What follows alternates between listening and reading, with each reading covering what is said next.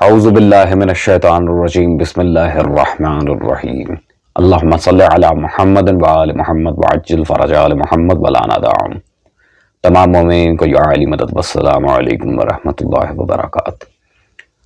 سامعین محتشم، ویڈیو کا ٹائٹل جیسا کہ آپ لوگ دیکھ چکے ہیں، ایک بہت ہی عجیب سی موضوع پہ آج ہم آپ کے سامنے ویڈیو لے کر آئے ہیں، کیونکہ اس سے پہلے ہم ایک ناسبی مولوی راشد بریلوی کو ارطغرل غازی کی حقیقت پر تفصیلاً جواب دے چکے ہیں، لیکن اس جواب میں جو کمی بیشی رہ گئی تھی اسے انشاءاللہ تبارک و تعالی ہم آج پورا کریں گے آپ کے سامنے. یہ ویڈیو بیسیکلی اس میں جو تھمب نیل میں بات کی گئی ہے وہ اشارتاً ہے.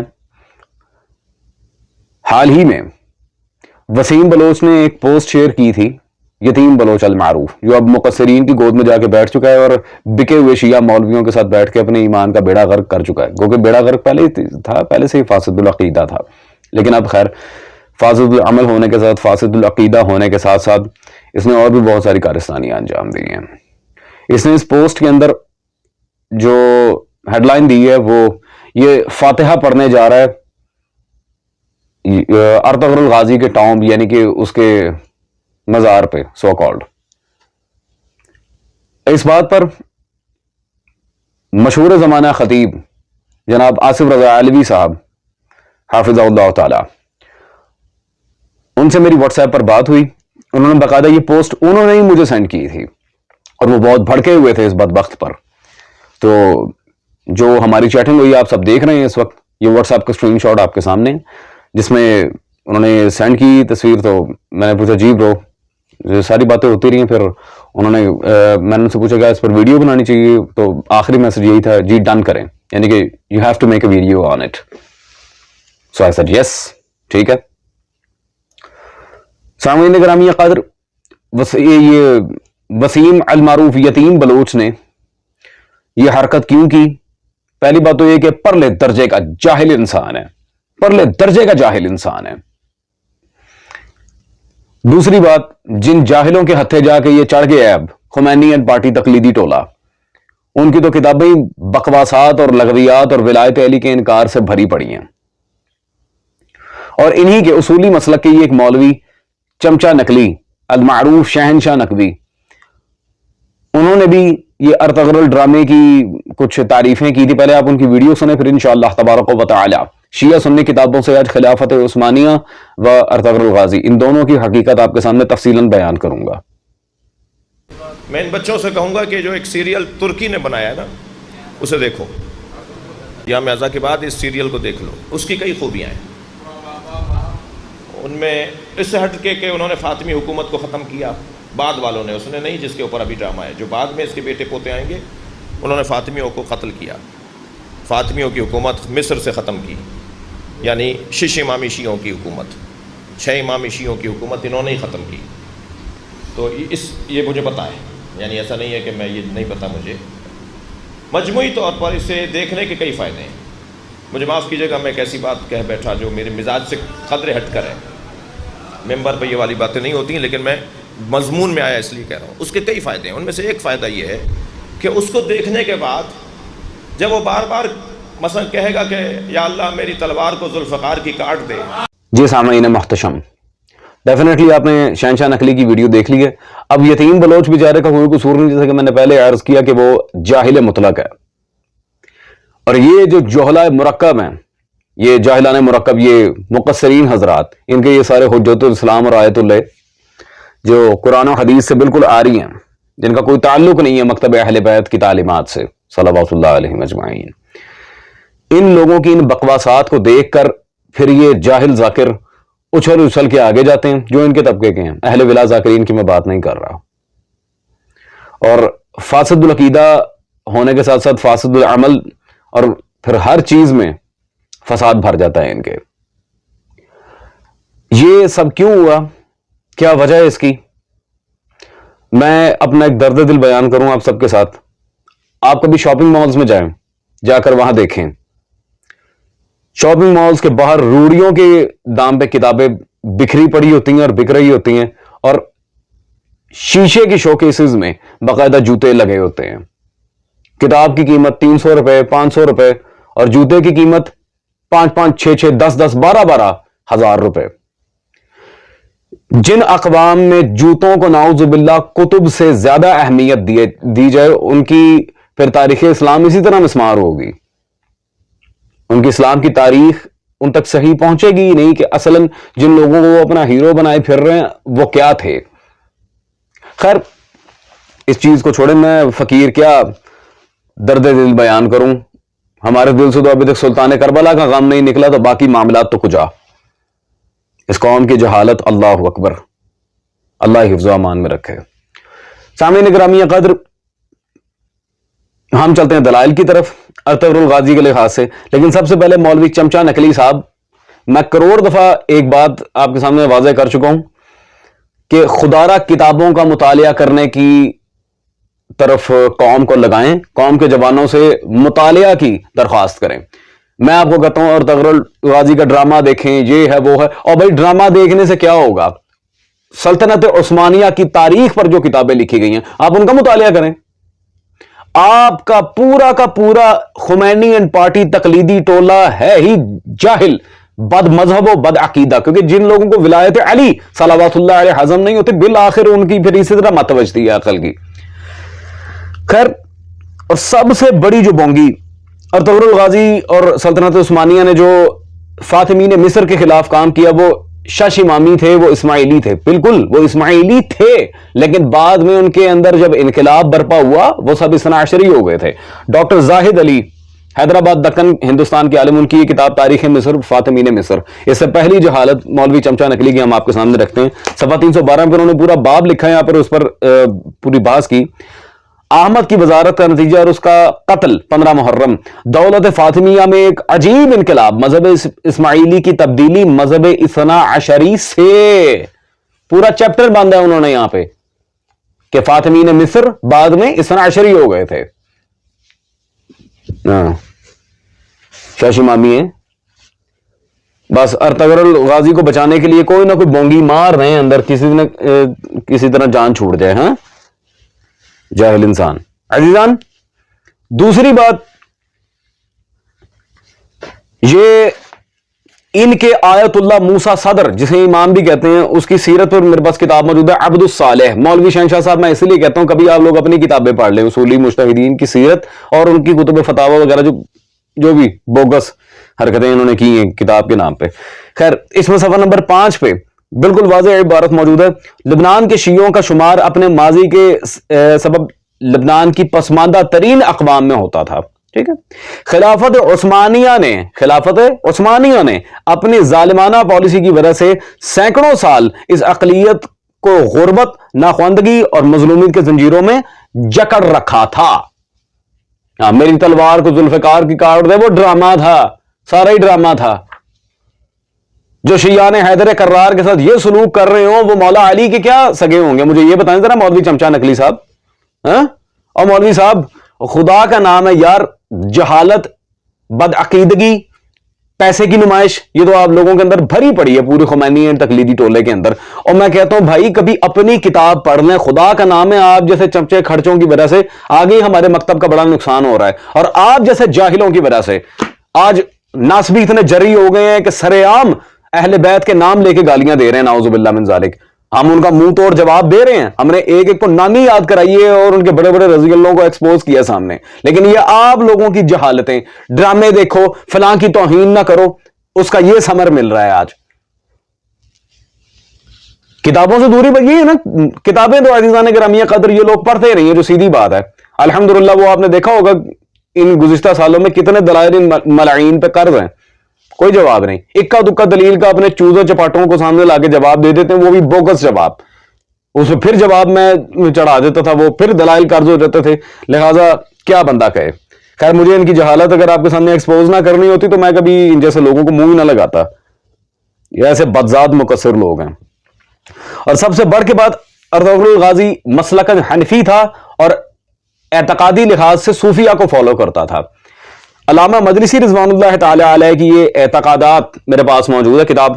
اس میں صفحہ نمبر 32 پر سرکار مجلسی رضوان اللہ تعالی علیہ نے بالکل واضح باب یہاں باندھا ہے صوفیہ کی مذمت، اور اس میں آگے احادیث بھی لے کے آئے، ان کی عبارتیں، ان کی عقائد، ہر چیز کو انہوں نے ڈسکس کیا تفصیل کے ساتھ علامہ مجلسی رضوان اللہ تعالی علیہ نے۔ تو مولوی چمچا صاحب، آپ کی ڈرامے بازیاں، اگر کوئی بندہ ذوالفقار کی کاٹ کی بات کر رہا ہے تو پھر کیا وہ واقعی ذوالفقار کی کاٹ ہے؟ ذوالفقار تلوار کی حقیقت کے بارے میں پتہ ہے کچھ کہ وہ کیا تلوار تھی؟ یہ میرا آج موضوع نہیں ہے فضائل ذوالفقار پر، میں بتا کے جاتا۔ سوری عزیزان، خیر یہ مولوی صاحب کو تو چھوڑیں، یہ مرزا انجینئر پارٹ 2 ساری تقلیدی جماعت، جاہلوں کی جماعت۔ عزیزان گرامی قدر، اب میں برادران اہل سنت سے مخاطب ہوں، اب میں صرف برادران اہل سنت سے مخاطب ہوں۔ یقین کریں واللہ میرے پاس بہت سارے دلائل سلطنت عثمانیہ کی حقیقت آپ لوگوں کے سامنے رکھیں گے کہ عثمانی سلطنت اصلاً تھی کیا، اسے کیوں ہیرو بنا کے پیش کیا جا رہا ہے۔ بھائی ترکیوں کو کرنے دو، ترکیوں کے ہاں وہ ایک بادشاہ تھا، انہوں نے اپنے ملک کے لحاظ سے اسے پروموٹ کرنا ہے۔ آپ لوگوں نے اگر یہ سیریلز وغیرہ بنانے، آپ قائد اعظم رحمہ اللہ تعالیٰ پہ بنائیں، آپ علامہ اقبال رحمۃ اللہ علیہ پہ بنائیں، آپ ان ذوات پہ بنائیں جنہوں نے آج آپ کو آزادی دکھائی، آپ ان کی بات کریں۔ کہاں چوتھے محلے سے ایک وہ ترکی بادشاہ ارطغرل غازی جیسا سفاک انسان اٹھا کے اسے لے ہیں اور اس کی تعریفوں کے پل باندھ رہے ہیں۔ اس کا یہ مطلب نہیں کہ اہل اسلام کے یہاں کوئی چج کا حاکم نہیں ہے، بہت سارے عادل حاکم آئے ہیں، لیکن جو ایک انتہائی سفاک انسان ہو، جس نے مقامات مقدسہ تک کی حرمت کو پامال کیا اور وہاں پہ ناجائز قبضے مارے ہوں، میں اسے اچھا کیسے کہتا ہوں؟ میں دلیل دوں گا اس بات پر۔ سب سے پہلے تو عزیزان، میں نے صوفیہ کے بارے میں جو بات کی تھی، ارطغرل غازی کا مرشد ابن عربی، اس کی کتاب فصوص الحکم میرے پاس موجود ہے، آئیں ذرا، جس کی زیر سایہ تعلیم اتر ہے، اور مولوی شہنشاہ صاحب اور جتنے برادران اہل سنت مجھے سن رہے ہیں، ڈرامے میں بھی اس کا تعارف آیا ہے، ہاں کتابوں میں تو بھرا پڑا ہے۔ ارطغرل غازی کا مرشد صفحہ نمبر 353 پہ اس نے ایک عجیب بات لکھی ہے، معرفت انسان کی خود کی معرفت رب سے مقدم ہے، نعوذ باللہ من ذالک، استغفر اللہ۔ یہ فصوص الحکم میں ابن عربی نے لکھا ہے، نعوذ باللہ من ذالک۔ یہ ہوتا ہے صوفیت پہ عمل کرنے کا حال۔ سامعین گرامی قدر، میں کہتا ہوں کہ توحید کا تقاضا یہ ہے کہ بندے کو خدا پر مقدم کر دیا جائے، نعوذ باللہ من ذالک، استغفر اللہ۔ اس طرح تو پھر ہر بندہ جو اپنی معرفت کے اوپر بات کرے، چاہے کافر ہو چاہے کوئی بھی ہو، وہ تو خدا سے بھی آگے چلا جائے گا، نعوذ باللہ من ذالک۔ پھر یہیں سے دہریہ مذہب کا آغاز ہوتا ہے، انسان یہیں سے دہریہ ہو جاتا ہے، اسلام کو پسے پشت ڈال دیتا ہے، استغفر اللہ۔ بڑے لوگوں نے ان بکواسات کو پڑھ کے ہی اسلام کو فارغ کرا دیا، اور یہ اس سے ارطغرل غازی صاحب اپنا دین لیتے تھے پورا پورا۔ خیر آگے چلتے ہیں، اور یہ نہ سمجھا جائے کہ یہ ارطغرل غازی بڑا جی اسلام کا یہ حمایتی تھا، اس نے بڑا کام کیا، اس نے یہ کیا، اس نے وہ کیا۔ یہ پرلے درجے کا چال باز، بلکہ پوری سلطنت عثمانیہ یہ پرلے درجے کی چال باز سلطنت تھی۔ آئے میں آپ کے سامنے دلیل رکھوں، انہیں کوئی اسلام سے ہمدردی نہیں تھی۔ یہ ڈاکٹر محمد عزیر صاحب دارالمصنفین اعظم گڑھ سے تعلق تھا، یہ ان کی تاریخ سلطنت عثمانیہ جلد نمبر 2 میرے پاس موجود ہے، صفحہ نمبر 224 پر انہوں نے پورا باب یہاں پر باندھا ہے، غیر اسلامی انجمنوں سے مفاہمت۔ سبحان اللہ، جو مسلمانوں کو کاٹ کاٹ کے پھینکتی تھی، ان انجمنوں سے مفاہمت کی جا رہی تھی سلطنت عثمانیہ کے یہاں سے۔ کیا بات ہے! اس باب کو جو بھی اس کتاب کو لے کر سامعین گرامی قدر اس کتاب کے اس باب کو پڑھ کے دیکھیں گے تفصیل کے ساتھ، آپ کو سارا پتہ چلے گا انہوں نے مفاہمت کیوں کی تھی، کیونکہ ان کی اپنی سلطنت ڈگمگا رہی تھی۔ الحمدللہ دلیل آپ کے سامنے موجود ہے۔ سوری۔ اور اسی طرح میں آپ کے سامنے وضاحت رکھوں کہ جو کہ میں نے سٹارٹ میں کہا تھا کہ عثمانی سلطنت وہ سفاک سلطنت تھی جس نے مقامات مقدسہ کی حرمت کو بھی پامال کیا، وہاں ناجائز قبضے رکھے تھے۔ میں جملہ دوہرا چکا ہوں، مجھے اس پر دلیل دینی ہے۔ علامہ مرتضی احمد خان صاحب کی یہ تاریخ اسلام میرے پاس موجود ہے۔ مرتضی احمد خان صاحب نے اس میں صفحہ نمبر 541 حصہ سوم میں ایران کے ساتھ مسلسل جنگ و جدال، اس باب میں بالکل واضح لکھا، احمد خان لشکر جرار لے کر ایرانیوں کے مقابلے کو آیا. ویرہ اردمیہ کے قریب ترکوں اور ایرانیوں کے درمیان گھمسان کی لڑائی ہوئی. ایرانیوں نے ترکوں پر فتح مبین پائی. اس شکست فاش کے نتیجے میں آذربائیجان، کردستان، بغداد، موصل، دیار بکر کی ولایت ترکوں کے ہاتھ سے نکل گئیں اور ایرانیوں نے ان ولایات کے ساتھ کربلا اور نجف اشرف کے مقدس مقامات پر بھی قبضہ جما لیا. کربلا اور نجف جیسی مقدس مقامات جہاں پہ پہلے وضاحت کر چکا ہوں یہ شیعوں کو قتل کر کر کے پھینک رہے تھے، وہ بھی ان کے قبضے میں تھے اور اسے ایرانی بادشاہ نے پھر جا کے چھڑوایا تھا. عزیزان، اور مرتضی احمد خان صاحب کے لحاظ سے میں بات کر دوں، یہ کوئی عام شخصیت نہیں تھا، نہ کوئی چھوٹا موٹا یہ بندہ تھا. یہ میرے خیال میں عبدالحکیم شرف قادری کی کتاب موجود ہے، تذکرہ اکابر اہل سنت، صفحہ نمبر 516 پہ بالکل واضح آپ دیکھ سکتے ہیں. مرتضی احمد خان کا اکابر علماء اہل سنت میں نام شامل ہے. اہل سنت کے اکابرین میں اس شخص کا نام شامل ہے جس نے کربلا کے اور نجف کے دیگر جو ریاستیں تھیں ان کے ساری تسلط کے بارے میں یہاں پر بات کی اپنی کتاب میں. سامعین گرامی قدر،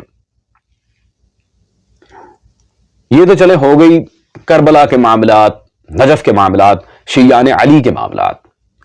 اب دو ایسی باتیں میں آپ کے سامنے حیران کن رکھنے جا رہا ہوں، انسان سن کے حیران رہ جاتا ہے. یہ ارطغرل غازی اس قدر صفاک انسان تھا، نہ صرف شیعان حیدر کرار، چونکہ اب میرا خطاب اہل سنت بھائیوں سے ہے اور وہ بھی بے شک محبان اہل بیت ہیں صلوات اللہ علیہ مجمعین. ناسبی لعینوں کی میں بات نہیں کر رہا، برادران اہل سنت جو منصف مزاج اہل سنت ہیں. ان کے لیے میں اب ایک بات واضح کروں کہ عرب کے مسلمان بھی وابی نہیں، وہ نجدی مولوی نہیں، عرب کے جو دوسرے مسلمان تھے وہ بھی سلطنت عثمانیہ کو بالکل پسند نہیں کرتے تھے. دلیل خود ایک حنفی عالم دین مولانا وحید الدین خان صاحب کی کتاب سے دوں گا. یہ ان کی کتاب اسباق تاریخ میرے پاس موجود ہے. وحید الدین خان صاحب نے اس میں صفحہ نمبر 363 پہ بالکل واضح یہاں پر عبارت لکھی: پہلی جنگ عظیم کے زمانے میں جب عرب دنیا ترکی کی عثمانی خلافت کے جوئے سے رہائی کو اپنے لیے عظیم نجات تصور کیے ہوئے تھی، جوئے سے، ان کی حکومت و ریاست کوئی اسلامی ریاست نہیں تھی، جوا، اللہ اکبر، جو ویسے ہی اسلام میں حرام ہے.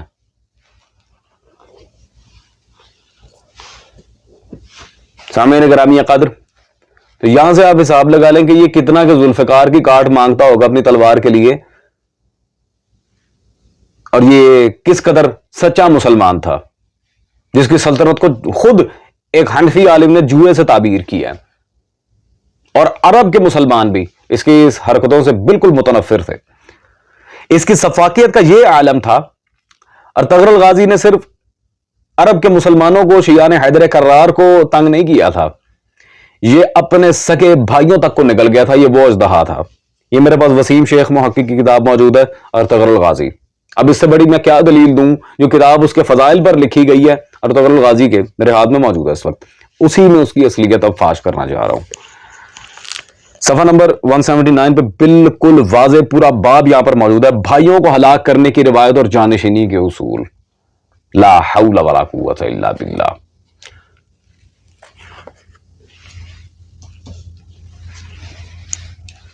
سامعین محتشم، شیعہ سنی بھائی، خدا را میں سید زیادہ ہو کے دست بستہ آپ سے گزارش کروں گا، خدا را ہاتھ جوڑ کے گزارش کر رہا ہوں، کتابوں کا مطالعہ کریں.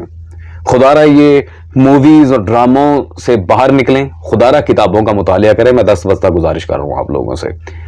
اس طرح کے یہ مولوی چمچا اور دوسرے وہ مفتی راشد وغیرہ، یہ یتیم بلوچ، ایسے لوگوں کے پیچھے اگر آپ لگے، لٹرلی آپ لوگوں کا بیڑا غرق ہے. جی، ان کی اوقات کئی دفعہ کھول کے ہم آپ کے سامنے رکھ چکے ہیں. خدا را کتابوں کا مطالعہ کریں، تاریخ کا مطالعہ کریں. That's all. انشاءاللہ تبارک و تعالی جو تھوڑی سی بھی عقل سلیم رکھتا ہے وہ یہ سمجھ جائے گا کہ کتنا بڑا بلف کیا گیا ہے اس کے ساتھ. اللہ آپ سب کو اپنے حفظ و امان میں رکھے.